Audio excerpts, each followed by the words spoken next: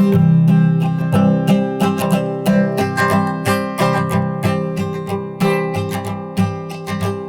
you ask any girl from the parish around what pleases her most from her head to her toes, she'll say, I'm not sure, that's a business of yours, but I sure love to waltz with the log driver, for he goes burling down and down white water.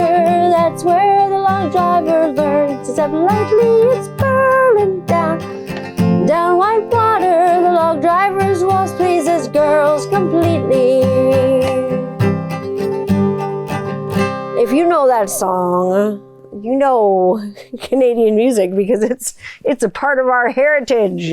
It is a part of our heritage. Let me put that guitar away and let me entertain you. And welcome back to another week of your favorite show and your favorite podcast, 21st Century Rocker Mom Podcast, with me, your host, Chateau Candle-rock, right here, wherever you're listening, streaming or watching. It could be YouTube, it could be Apple Podcasts, it could be anywhere. It could be Deezer. It could be Google Podcasts. It could be anywhere. Anywhere you can stream, you can find me. So, you're back this week with your host with the most, or maybe the least. Me, but oh, Canada, where the fucking talent flows like maple syrup. Oh, yes, it does.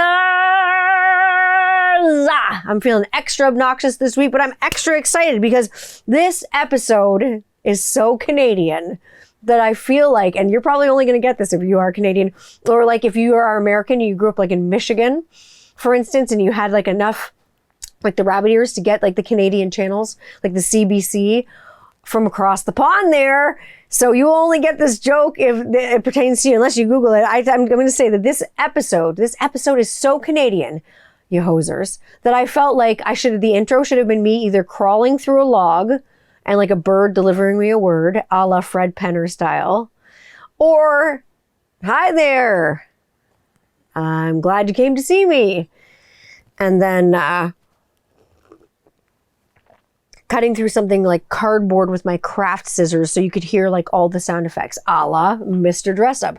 And these are two Canadian musical heroes, to me at least. Like, obviously to me, Fred Penner and Mr. Dress Up were big in my life. And that's what we're talking about this week. Canadian talent, because it's Canadian Music Week for me. It's Canadian Music Week in my brain. And so I felt compelled to talk about Canadian music, because we have so much untapped maple syrup and untapped Canadian talent here, but we have so much of it that's tapped too, and some of it that you know about and some of it that you might not. Who's seen Mr. Dress Up? Come on, put your hand up if you've seen Mr. Dress Up. Seriously. If you haven't, seriously, like Google it, go on YouTube and look for the episodes of Mr. Dress Up. It's a show that I used to watch when I was a kid. Again, another show that got me into music, as well as Fred Penner's Place. That got me into music big. And like just Canada in general got me into music. And as much as my dad got me into music a lot, it was finding out that so many good artists were Canadian that really got me into music. And obviously playing in Kitty, like we're Canadian ladies, and all the bands I've played in have been Canadian and things like that. But I mean, I feel like there's so much talent in Canada between bands and different artists and creators and producers and engineers and like everybody, like publishing dudes and dudettes, like people that are Canadian and then involved like with music, those two things intertwining. I don't know why. It just is a good mix. Also, there's also lots of Canadian artists that you don't know about that are like Canadian transplants that are in other bands, or maybe like bands that have moved to other countries that are Canadian bands.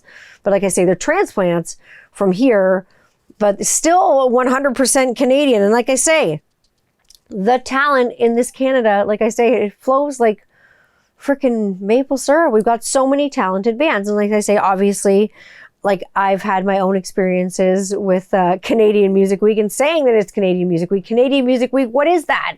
It's a festival that was held in Toronto. It was an industry festival. I don't know if it's still held. It may be still held at a distance. It was held yearly, and COVID came and mucked it all up. COVID. So, but my own experiences, Kitty got signed and kind of got discovered at Canadian Music Week. So Canadian Music Week in general, the festival always has a big place in my heart. And seeing a lot of artists there, meeting a lot of friends there, meeting friends like bands called like a Battershell, who I still keep in touch with. Seeing a lot of Canadian bands there though, but like running into like the Moffats, for instance, and kind of like being assholes and being teenagers and being like, oh, it's the Moffats. Because they were like the Canadian version of like Hanson, that bop band. Everyone remembers Hanson. If you forgot Hanson, you might be too young. Google Hanson if you haven't. They're not Canadian, but do it. I remember going to Canadian Music Week with Kitty as a band. It was our first kind of industry festival to play. It was big shit. It was a big deal.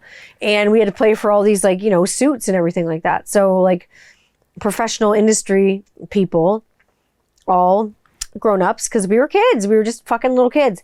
And we had to do that. I remember going out for dinner though, and like the show was being great. But like the things that stick out to me are like the funniest things. Like I had a pair of like glow in the dark underwear that I'd wear and like turn off the lights and like make sure there was like a floating like butt in the room to like just make the girls crazy. Just stupid things that you do when you're a teenager. Or there was a fire drill while we were there. So when there's a fire drill, we're staying at the Weston Harbor Castle. I don't know if you've ever stayed there in Toronto, but it's nice. It's down by the water. And there was a fire drill. And I don't know if you know this or not, but in a fire drill, you can't use the elevator, obviously, for obvious reasons. Hello, scary. Fuck. So we couldn't... we couldn't use the elevator, so we had to like run down these like stairs that they look like they came out of like a Fred and Ginger movie. Like I felt like Bing Crosby or somebody was gonna come, like, or Danny Kaye was gonna come tap dancing down these stairs anytime. But we had to like run down these winding stairs. And if you stayed at the Weston Harbor Castle, you know what stairs I'm talking about. I'm just having a cup of coffee in the Mr. Dress Up cup. It tastes better in there. It tastes like a rainbow. It's delicious. But like I say, there's so many funny stories that stick out to me like that at Canadian Music Week. There's another one where I think that we went to a restaurant and I don't remember what we ate at this restaurant, but I remember after we ate it, we were like sweating it out and we all smelled like it and we stunk up our hotel room. And like I got diarrhea because whatever the food was like just did not agree with, I have irritable bowel syndrome, but I've cured that with eating like vegan and things don't bother me. And that's why I'm on a plant-based diet, because my tummy just does not tolerate certain things. And so plant-based diet has literally gotten rid of my IBS. I don't suffer with that anymore. But at the time I was suffering, and I was suffering in this hotel room, and subsequently so was everybody else, because it was like an underwater symphony of fucking trombones in the bathroom. It was just not good. And so, yeah, but you know what? Diarrhea happens. So it happened. So that was the Underwater Symphony. So that was some Canadian music. But so many bands you go, hey, I didn't know that band was from Canada, or like, I didn't know that producer was from Canada. I didn't know they were Canadian, or I didn't know that that band came here and they wrote and recorded that album in Canada and they released it in Canada first. Like a lot of people don't know, hey, that band that you like, their favorite, your favorite member of that band, they might be a Canadian transplant from here, and they're over wherever playing another band. Lots of Canadians, and like a lot of that talent goes elsewhere, because sometimes in Canada there aren't enough jobs, so you go to where the work is. Just like anywhere, you go to where the work is. There's so many good bands. There's Gowan, there's Larry Gowan, Lawrence Gowan, and he's a strange animal and he's Canadian. Oh my God. We got Ron Sexsmith, we got Feist, you got Walk Off the Earth. Lots of bands that originated in Canada that are fantastic. If everyone remembers Walk Off the Earth, there's 5 people, 1 guitar, where they all played that Gautier song, Somebody That I Used to Know. 5 people, 1 guitar. You don't remember that? Do you remember that? It was awesome. All anybody remembers on the internet is fucking 2 girls, 1 cup. I want to know what happened to those girls. I know what happened to Walk Off the Earth. They just keep getting bigger and bigger and they just keep getting better and better. They're a band that just keeps evolving. They're, like I say, they're a Canadian band. They're fantastic. They're great writers. Their songs are really uplifting. But I want to know what happened to the 2 girls, 1 cup chicks. I want to know what happened to them. Probably nothing good. Now, this week's been crazy. I will tell you. As I sit here in all plaid, what is more Canadian to you than this? What is more Canadian than getting your freaking ass served to you in the land of 1,000 ponds? Because that's what I call my neighborhood I live. This week has been a week for the Amazon package delivery people to get attacked by Canada geese. Because it is nesting season in Canada. And honk, honk. Oh my God, you got a total honk guarantee because the geese are laying the eggs. They are nesting in the trees. They are like nesting on the ground. They are flying on the roofs. They are everywhere. You go for a walk, you get attacked by geese. You take your dog outside. Your dog's afraid because there's fucking geese. Willie Nelson's so afraid of geese right now. You know what though? I'm going to say this. Even as a Canadian, Canada geese fucking kill my vibe, man. Canada geese are vicious. They're mean. They spit. They hiss. They're horrible. They're possessive. But I'll tell you, with the Amazon package delivery folks, I could make my own TikTok channel or my own YouTube channel just for like Amazon package delivery people getting attacked by Canada geese or the Intellicom folks. And like it would go viral because people would laugh at that shit because it's funny. They're just getting attacked by geese, so they're like so afraid. So it's like funny because when we're getting a package, the kids are upstairs or whatever, or Rob and I are at the window or whatever. And the Amazon folks come or like, oh, we're getting a package. It's like, what's going to happen with the geese? Are they going to like beat the shit out of this person? They're going to go flap crazy on them. They're going to honk at them, hiss at them, bite them, whatever geese do. Just get crazy. Are they going to get all fucking crazy up in here? And most of the time they do. And like, you can see that like the Amazon folks try to make a path around them to see how they can get around like the geese and like how are they gonna do it. So it's a bit of like an RPG with geese. It's weird. So I'll tell you, speaking of animals, I'll tell you, I'm like gothic Snow White. Like I say, we live in the land of 1,000 ponds and I am like the goth Snow White who just goes out and feeds the animals every day. There are like a million kinds of birds in our fucking backyard. Like I'm talking, it's migration season right now. So there are tons of birds flying through Canada in this part of Ontario. But they're flying in our backyard. We've got swallows, we've got nuthatches, we've got robins, we've got cardinals, we've got blue jays, we've got ruby-throated swallows, we've got grackles, we've got starlings, we've got crows, there's a hawk circling the other day. I'm like, please don't get my dog, but like Willie Nelson's getting bigger. But speaking of animals, I will tell you, because it's Easter weekend, I got stories about, we got bunnies in the backyard. And when I was a kid, we would go and we like for Easter and stuff like that. And any holidays or just Sundays, we would like kind of cycle back and forth from the grandparents' house. We go to we were going to have Sunday supper at. And Sunday supper is something I'm still really like big about. I always make a big to do about Sunday supper, even if it's just the 4 of us, you know what I mean? It's Sunday supper. It's a big thing. So I always make a roast for the kids and I always make a roast beast or a roast yeast or whatever it is for Rob and I, because we're plant-based or whatever. But Sunday dinner is a big affair, and it always was when I was a kid. And I remember going for Easter one Sunday at my dad's parents and my nana and pops. My pop was, bless him, he was kind of a weird dude. He was just a weird dude. He drank a lot, and he'd say shit a lot that was out of turn. And I remember being over there and being young, and I'm just looking at my notes right now, and it's like, this equals this equals this equals this. I don't have to read a story because the story in my head's so visceral. It's right there. We go over there for Easter, and I think I'm like, probably like my son's age. So probably about like 7 and pretty smart, like not as smart as my son, but smart. He's smarter than, like, he's like, for a 7-year-old, he's as smart as like a 15-year-old. It's crazy. And our my daughter's smart too. Like she's smarter than a whip. Like 4 going on 25. That's another story, kids. But like, it's Easter weekend, so we go over there and we go over for Easter supper, and it's, my Nana made a lot of meat pies all the time, so we didn't question it. We always just had meat pie over there. We have a roast and lumpy mashed potatoes and over-boiled vegetables and all that stuff. But we'd have all those things, and it was Easter, so she made a pie. And so we had it, like a meat pie, and finished it, meat pie and like veg, because my dad's parents were super British, so it was always like super overboiled vegetables and whatever else we were having. Roast beef that was cooked for fucking forever. Potatoes that were put on when the roast started cooking. They're like water by the time you had them. So, but I mean, like, it was a Sunday supper, so it was nice. But my pop, the one day, we finished the pie, and he was like, "Oh, did you girls like that?" It was rabbit pie. And I'm like 7. And like, my sister's like 4. We were like literally my kid's age now. And my pop's like, and like, we're looking at each other, and like, my dad's like looking like, "Oh God, don't take this any further." My mom just not saying anything. She's just like, "Oh God." And she's just waiting for what's going to come out of Jerry's mouth next.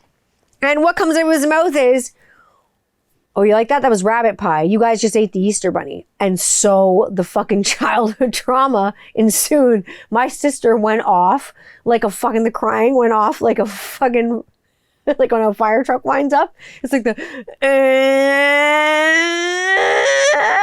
she just like lost it. I just froze. Like, it was a moment frozen in time that I was so disturbed by that. It was nuts. And so we used to call my grandfather on my dad's side Pop. So that was my Poppy. So that was my Poppy that told us that story. And I'm going to talk about Poppy and the Poppy family like later and stuff like that. That's another Canadian band that I love. A lot of Canadian bands I'm talking about today come from out west, Vancouver way, Calgary way, these ways. I'm talking about some London bands too. But, oh, speaking of London, does anybody remember grandstands? Oh my gosh, grandstands at the Western Fair. Every year. Every summer. What was it like to be a Canadian teen in the summer of 97, 98? It was great, especially if you were a musical Canadian teen and you liked music. Can you tell that I'm drinking coffee? Oh my God. But let me tell you, we had some of the best festivals here. So we had grandstands at the Western Fair. And we had this other festival called, it was called Somersault. And we had bands like Our Lady Peace, I Mother Earth, The Tea Party, Moist. I think we had Serial Joe. We had so many bands. Econoline Crush, Holly McNarland, like, you name it, we had it down here in London. Then we had Edge Fest, which was awesome. It wasn't always Canadian bands, but it was always an Edge Fest held in a Canadian city. Generally, it would be Barrie, and it would be like at a big park, a big outdoor space, and there'd be bands. I remember seeing Hole at Edge Fest. I remember seeing just like lots of great bands. We'd have Vans Warp Tours here. Again, we'd rent a couple of school buses with some friends and fuck off to Barrie. Be 16 years old. Someone would have to be 18 to rent the bus, but we'd get an 18-year-old friend to do it, and everybody pitch in their $20, and we'd fuck off to Barrie for the weekend and go to Vans Warp Tour. We go to Edge Fest, or we go to whatever fest it was, and get crazy, smoke pot, and listen to bands, and make out with people that you didn't know. And that is what it was like to be a teenager in the summer of 1997, 98. You went to concerts, you sucked face with people that you didn't know, you kissed a lot of people that you didn't know. That's how you like made friends. That's how you made friends in the late 90s. Let that be coined here. You made friends in the late 90s by going to concerts and kissing people that you didn't know. You heard it here on 21st Century Rocker Mom podcast. Oh my God. I can't believe sorry, Mom. So like, obviously, Kitty's 100% like Canadian formed band. We were formed here, like in London. So it's a London band, but lots of great bands were formed in London. We got, I'm going to talk about a band that was formed in London that I'm really excited to talk about to you. Thundermug. And if you've heard of Thundermug, listen to more of them. And if you haven't heard of Thundermug, listen to more of them. That's all I can tell you for now. But I mean, we got lots of Canadian bands that I love. I love Ron Sexsmith. I've been listening to Ron Sexsmith kind of on repeat lately. Ron Sexsmith is as an artist that I've been listening to like forever. He started recording and releasing his own material in 1985 when he was still like Ron Sexsmith, like by himself, and then he was Ron Sexsmith and the Uncool. And if you know that, then obviously you listened to Ron Sexsmith when he still played with the Uncool. And he just began releasing records on his own, and he hasn't stopped since then. Some of his music's actually got more professional accolades because other artists have sang it, like his song Brandy Alexander was sang by Leslie Feist. She made that song famous, and people will often say to me, oh, I didn't even know that song was written by Ron Sexsmith. Brandy Alexander always gets me into trouble, but that's another matter. Brandy Alexander, not Leslie Feist, but even though she's amazing, 1, 2, 3, 4, Leslie's walking in the door. She's awesome. But Ron Sexsmith wrote Brandy Alexander.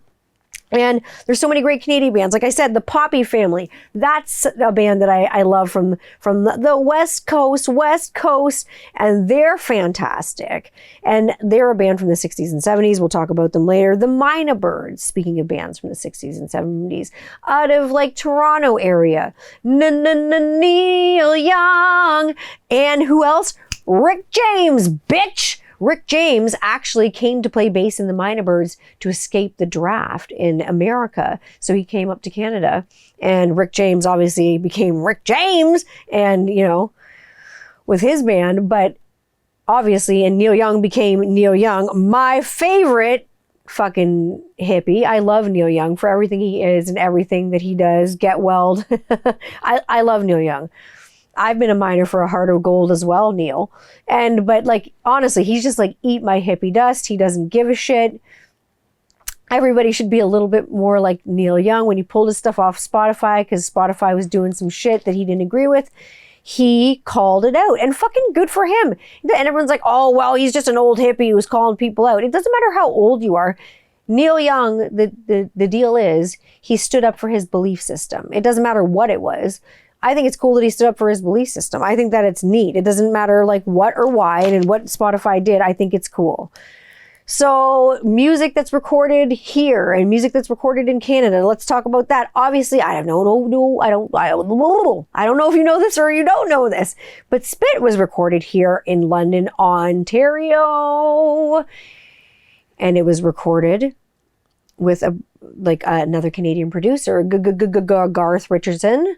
And it was recorded right here in town, in a home studio. I love that Garth is actually out west now, and he has what I call like a cabin essence or a cottage type studio. And these are the kind of studios that you go to as a band. And these are bands, like I say, they do the Canadian transplant thing. They come from other places to stay at the studio and write if they can afford it, and stay long and be comfortable and be in a creative environment, and then record too, and hopefully get some, lightning in a bottle situations where they just, it's 11 o'clock, we just got up, and we got to go wake up the producer and wake them up, and I got this song, it's amazing, I got to do it, and so that's what a cabin essence, a cottage studio is.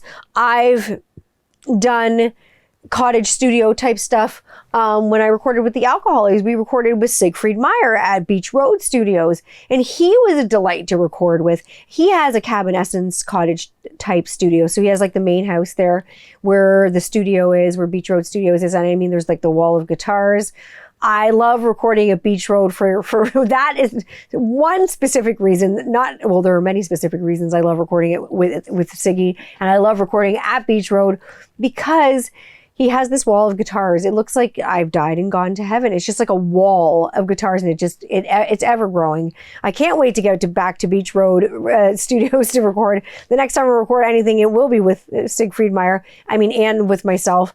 And I can't wait to get up, like I say, to Beach Road and record with him and get down the wall of guitars. I can't wait to play some of my dad's guitars on the recording and throw the PRSs and the Strat on there. And I'm really excited about recording the album, and we'll talk about Kickstarter later, but that's other Canadian music. But I want to talk about what happened. I was on blast last week. And what's in my coffee cup? You're probably going to want to know what the hell's in my coffee cup. I was on blast last week. because I put Bones coffee, which I drink a lot of, obviously, in my stories. And unintentionally, they put it in their stories and they shared it. They shared it intentionally, but unintentionally, as I was speaking with them, they covered up my logo. And I always say, if somebody does something with you or to you, to your intellectual property or whatever, call them out on it.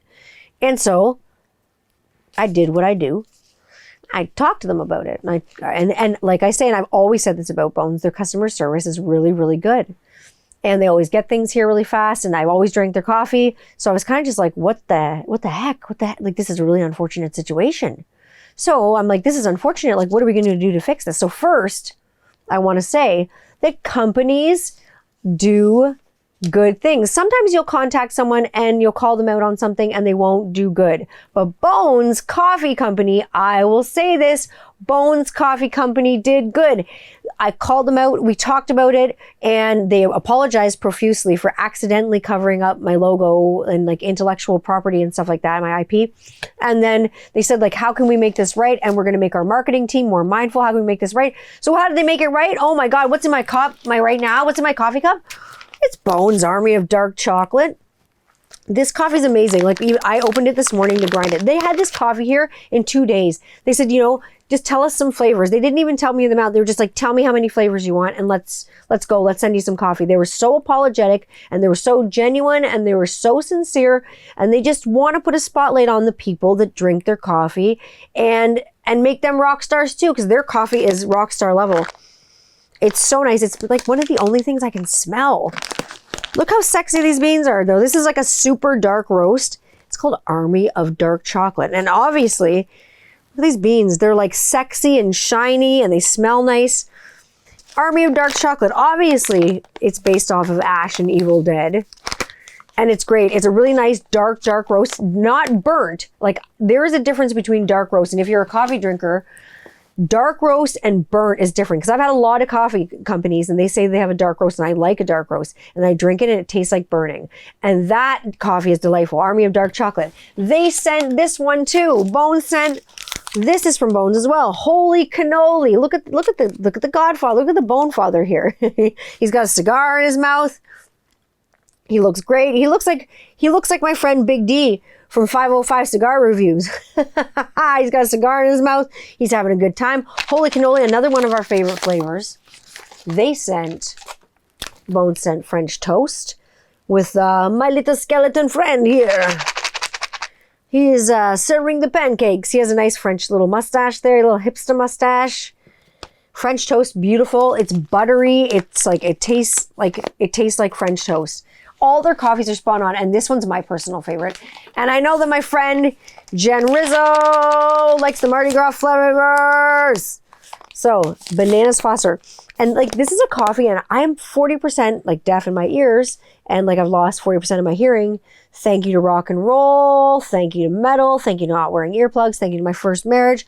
But this Bananas Foster, I can smell through the bag. I haven't cracked it yet. I'm gonna make my second French press coffee. And that's how I like to do my coffee. I like to French press my coffee. I don't know how you like to do your coffee, but we like to French press it. I only have 1 or 2 cups a day because hyper. But last year I spent over $1,000 on Bones, and I love Bones. They're not a Canadian company, actually. They come from Florida.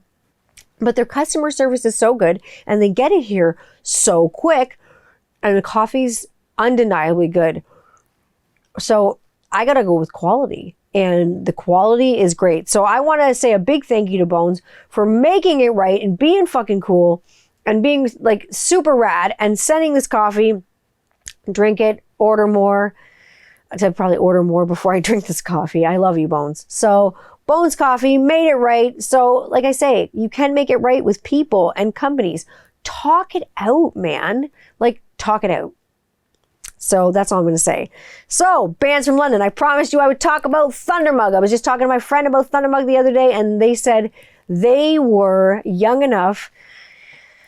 What did he say exactly? He said he was young enough to remember when Bill Durst, one of the singers in Thundermug, did not have a beard. Thundermug was a band from London, And holy shit, Thundermug gets me pumped up for so many reasons. Because number one, my dad, my dear daddy, I love my dad. And I'll tell you, the amount of times we listen to the album, Ta-da! It's called Ta-da. And they're all in the front kind of doing this. And they're all in these striped, like, one-piece suits. And I'll tell you, they're 4 guys from London. We got Bill Durst, big beard, you remember him. Jim Corbett, Ed Peranskis, the drummer, and Joe DeAngelis, and that's Thundermug. And if you Google Thundermug, you can find them all over the internet. But I used to listen to a lot of Thundermug with my dad. He introduced me to Thundermug, and I at one time used to jam with Thundermug, and they'd hang out. I think they grew up around each other, so sometimes they'd end up, jamming together. My dad being the guitar man that he was, and that he was being the guitar man, they'd hang out places, they play Call the Office. It's not Call the Office now, but Thundermug would play the York Hotel, because that's what Call the Office was. That's a big club that was in London. Speaking of Canadian, like, venues, Call the Office, the Embassy, and then I think about Toronto, the Bovine Sex Club, the Big Bop, the 360, the Reverb. Like, lots of companies have closed down, and lots of clubs have closed down, or lots of companies have taken over clubs and gone corporate. It's crazy. Like, it's insane to see kind of what's happened to the music scene. It's a lot of places are pay to play. Like, that's not how it went. Especially not with Thundermug. They were great, like, kind of stoner rock from London. They were just straight up rock and roll. If you listen to Ta-Da, it's my favorite Thundermug album. You'll probably know Thundermug from the single Africa. Oh, Africa, ah, beautiful land, ah. And Billy Durst obviously does some blues stuff by himself. Got a big old beard. And beards are part of my life. My dad, like I say, had a beard. You've seen pictures on my Instagram. My dad had a beard like most of his life, or some grouping of magical facial hair. And so beards are near and dear to my heart. And Bill Durst has himself a big old beard, still to this day. And Thundermug, like I say, big part of my growing up, big part of London, really great fucking band. And they used to play clubs like even like Dr. Rockets, like, and like when it was still around, before like it was the Knack, like a long time ago. What's it now? Cowboys? I don't know. But it was great kind of stoner rock. And speaking of great rock from London, sometimes you just got to go for the sausage. Great stoner rock and great rock, great like jazzy, bluesy rock from London. You want Soul Sausage. Those are some guys that are there they've been seasoned well. Played in the London music scene for over 40 years. And Pat Waterfield heads up that band.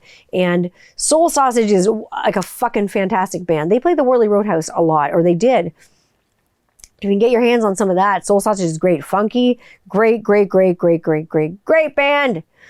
Now, Canadian transplants. Let's talk about a Seattle band that transplanted itself in Vancouver, BC, and based themselves at Vancouver, BC around early 1970s. And that's Heart. Heart came out with Dreamboat Annie on Mushroom Records, which was a kind of a local company in BC, out of Vancouver. And they came out with that record.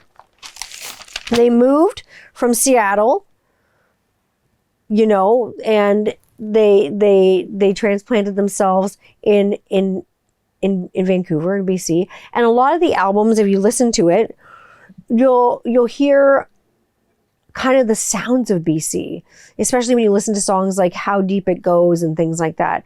It just sounds like BC if you've ever been. Like, it describes a day, and it's about like a quiet afternoon and like a stream, and it's very visceral, it's very visual, and you can kind of hear everything that's going on in the song. And so Heart came to Canada and came to Vancouver in BC, and that album's kind of all about falling in love and becoming a woman and all kinds of things. And Dreamboat Annie's probably one of my favorite Heart albums, but it was released first in Canada in 1975 on Mushroom Records from Vancouver, like I say, and it was just like a citywide, kind of city level, ground level record company. And it was recorded here as well in Vancouver and written all here. So it's got a lot of Canadian sort of content, I would say, in it. And that's really impressive, because Heart's definitely one of my favorite bands. And I've seen them in Canada a lot. Now, speaking of someone who I've seen in Canada a lot, one of my favorite artists, now he has got an impressive discography. I think he's written more albums and probably got more songs in him than anyone I've ever heard. He is self-described as half man, half melody. He's won the hearts of musicians and producers and artists worldwide, and just people worldwide. And it's Ron Sexsmith. He's been all over the world. He lived in Toronto for quite some time. He was born in St. Catharines, you can edit that out. He was born in St. Catharines, Ontario, and, made his way to Toronto. Like I say, he's been making records and releasing them himself since he was 21 years old, since 1985. Ron Sexsmith now lives in Stratford with his wife, Colleen. And he makes music. He's been putting out records regularly. My favorite record that he put out in 2020 is called Hermitage. It's got songs on it like Chateau Mermaid, which is one of my favorite songs on the album. I've been a Ron Sexsmith fan, and I've talked about Ron Sexsmith on the podcast before. I've been a Ron Sexsmith fan as long as I can remember. I remember going to see him at the Embassy when he was opening for other bands, when he should have been the headliner, and he was just fantastic. And I just remember his songs just hitting so hard. I'm just wow, this guy was born in the wrong time. And Elvis Costello was actually quoted as saying that Ron Sexsmith is just such a talented guy, and he's never been recognized. And I feel like it too. He's never been recognized properly for how talented he is. He's just born out of the wrong time. He writes songs that are at Beatles and Beach Boy level, Brian Wilson level songs. He's so talented. He has a YouTube channel. You can check out even the Hermitage sessions from those albums.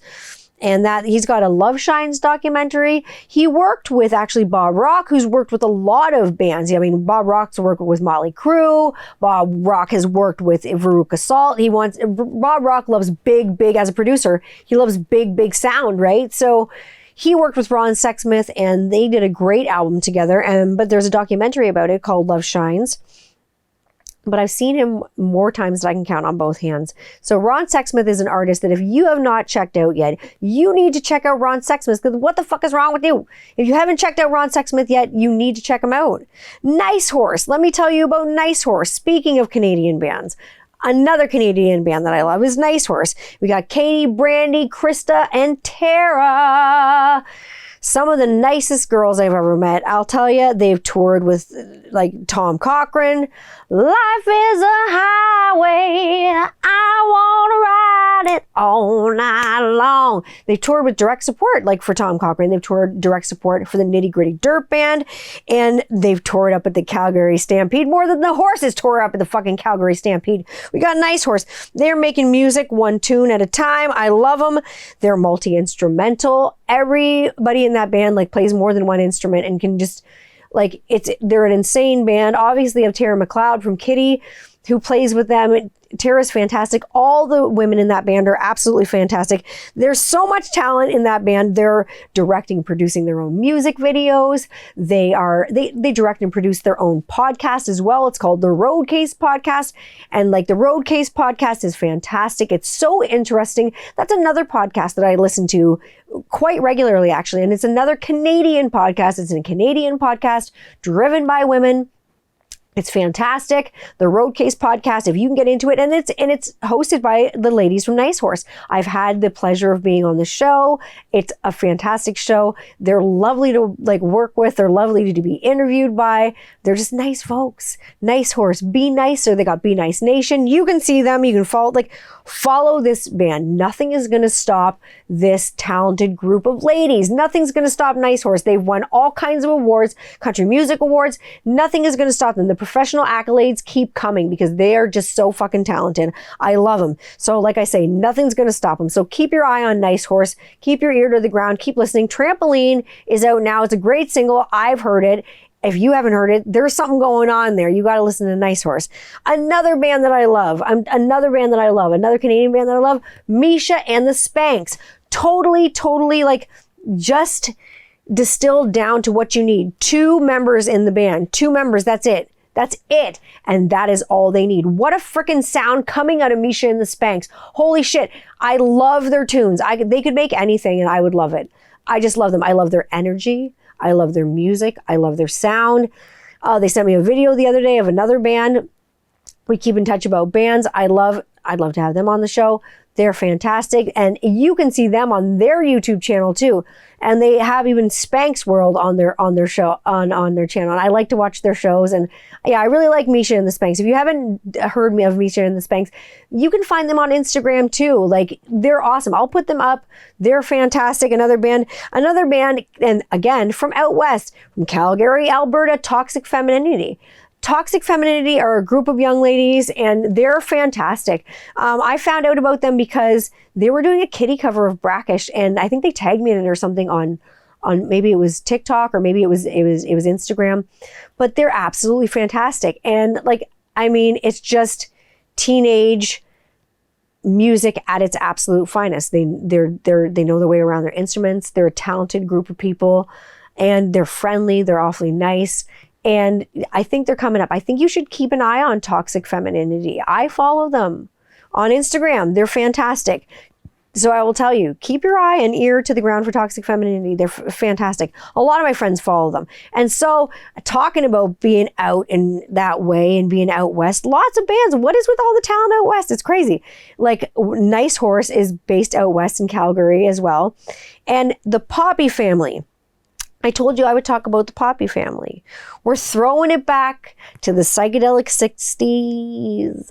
They were based out of Vancouver and they released most of their records in the late 1960s and the early 1970s. So in the Poppy Family, Susan Jacks took vocals, and what a voice. And obviously she was the wife at the time of co-vocalist and band leader Terry Jacks, along with Craig McCaw on guitar and Satwan Singh on percussion. They had like a lot of tabla. They had a lot of sitar. I love sitar. Mercedes Lander will obviously say, and she said this before,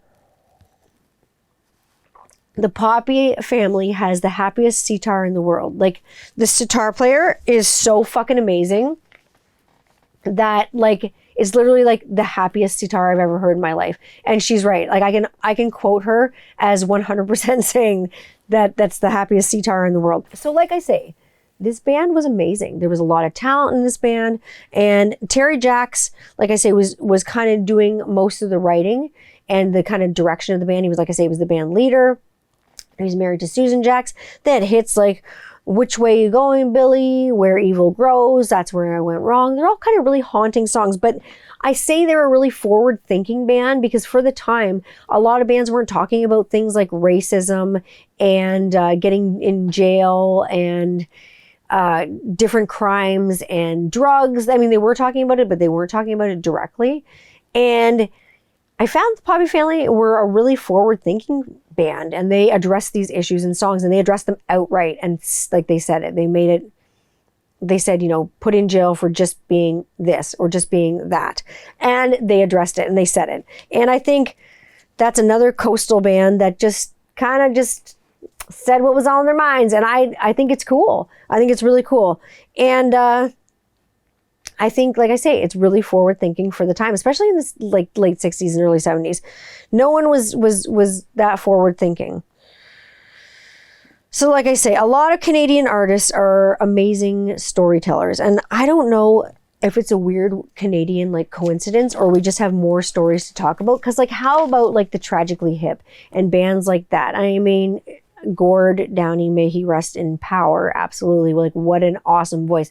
The Hip's a great Canadian band that like, you can't get around that. Like, the Hip is absolutely Canadian. There's Canadian as Tom Cochrane. They're Canadian as, how about that Bryan Adams? How about that fucking Bryan Adams? How about that Bryan Adams? I think Rob would shoot me if I didn't put Bryan Adams in this episode. I think he wouldn't shoot me. I'm just joking.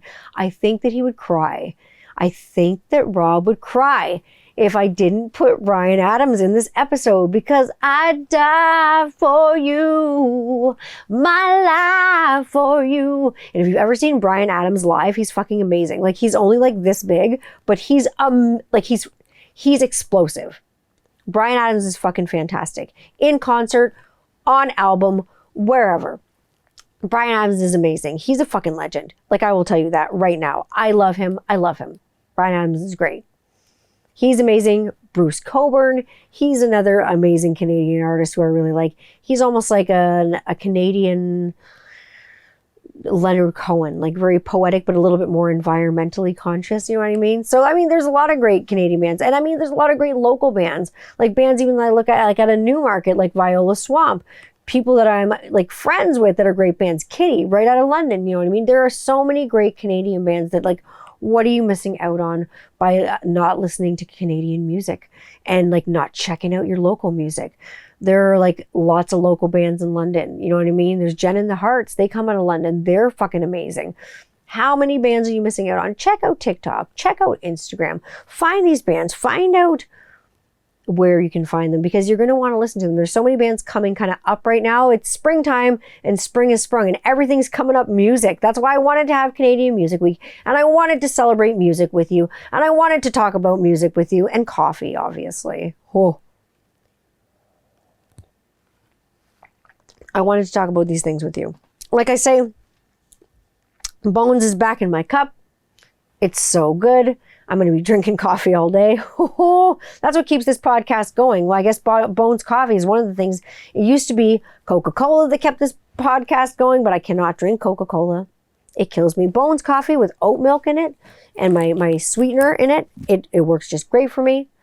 It works amazing. It doesn't hurt my stomach. So people who have like stomach problems, I would say Bones Coffee is a good coffee for you because it doesn't hurt my belly. It's wonderful. I'm telling you, this is awareness, people. You make people aware of things and then they're aware of it. In turn, they're good people. They're good to you back. So Bones Coffee, thank you for the apology. That was fucking awesome. Oh my God. Go put yourself some Canadian music on. I want you to go drop the needle. This is what you got to do. When you're not listening to this podcast, I want you to go drop the needle on your favorite, Canadian artist, whoever they may be. Let your freak flag fly, whoever it is.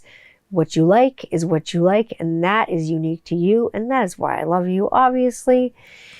I'm going to go drop the needle on some of my favorite Canadian artists. I think I'm going to turn on Festival Express. Obviously, that was a cool tour that came through Canada. It got the Grateful Dead, the band, again with Robbie Robertson. Some Canadian artists in the band. Robbie Robertson was in the band. He is Canadian. Somewhere down the crazy river. I'm going to go probably listen to Big Pink and or throw on Festival Express. He had Janis Joplin, the Grateful Dead, obviously not Canadian bands, but again, train show kind of through Canada. Lots of things going on. If you can check out Festival Express, great Canadian content there, and happy Canadian Music Week to all of you. If you want to know where I'm hanging out, you always know where I am. I'm probably doing something Canadian. I'm going to go chop wood later in this because I am the log driver. Light a fire, chop some wood, do some Canadian things, probably drink some maple syrup, eat a stack of pancakes, and, do all those Canadian things.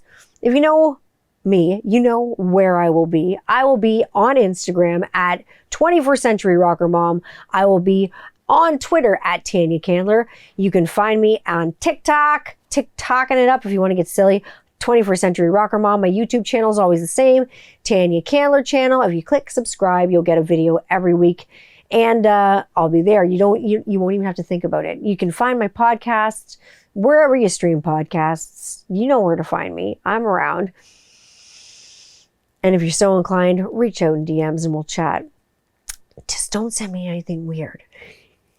Or you can send me something weird. Take your chances. But I'm always here. I will see you next week. I hope you have a wonderful week ahead of you. Have a wonderful Easter, Ishtar, if you celebrate it. If you don't, I hope you're having a good long weekend. I hope you're putting some coffee in your cup. I hope your cup is full. I hope everything is great with you. Hope you have the happiest week ever. And I will be back with y'all next week to talk about something fun. All right, lots of music to do, lots of things to do. You guys saw a little preview of a music video on my page. Shh. Don't tell anybody. Cool things are happening. Okay, we'll talk a little bit more about that next week on 21st Century Rocker Mom podcast. Thank you all for tuning in. And I am so happy to spend time with you. And thank you for spending that time with me. Be good to each other, and I will see you next week.